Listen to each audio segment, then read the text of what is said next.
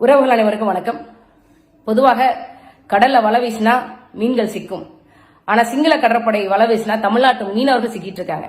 2009 ஈழ இனப்படுகொலைக்கு அப்புறம் கிட்டத்தட்ட 7000க்கும் அதிகமான தமிழ்நாட்டு மீனவர்களை சிங்கள கடற்படை கைது செஞ்சிருக்கு.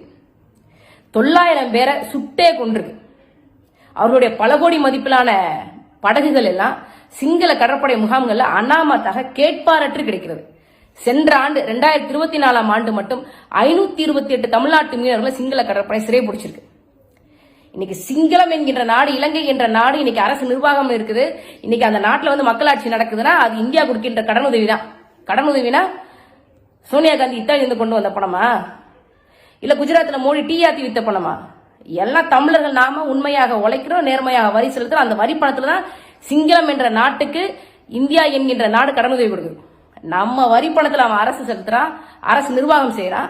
நம்ம வரி பணத்தை வாங்கிக்கிட்டு நம்ம மீனவர்களே சுட்டுக் கொள்றது எந்த விதத்தில் நியாயம்? இதை என்னன்னு கேட்க வேணாமா? எல்லாரும் வாங்க, நாளை மாலை மார்ச் 22ஆம் தேதி தங்கச்சி மடம் ராமேஸ்வரத்துல மீனவர்களுக்காக கச்சத்தீவை மீட்கணும், தமிழ்நாட்டு மீனவர்களை கொலை செய்யக்கூடிய, சிறைபிடிக்கக்கூடிய சிங்கள கடற்படையை கண்டித்து நாம் தமிழர் கட்சி சார்பாக மிகப்பெரிய ஒரு கண்டன ஆர்ப்பாட்டம் இருக்கு. இதெல்லாம் ஏங்க நாம் தமிழர் கட்சி கேட்கணும்? அதுதான் தமிழ்நாட்டுக்கு ஒரு முதலமைச்சர் இருக்காரு அப்படின்னு சொல்லி நீங்க கேட்கலாம். உங்களுக்கு தெரியும், அந்த டாடியின் ஆட்சியில எல்லாரும் பாடையில போனாலும் நான் இந்தியாவிலே நம்பர் 1 ஆட்சி செய்யறேன்னு சொல்லி ஷூட்டிங்கு தான் போவாரே தவிர நமக்காக அவர் வரவே மாட்டார்.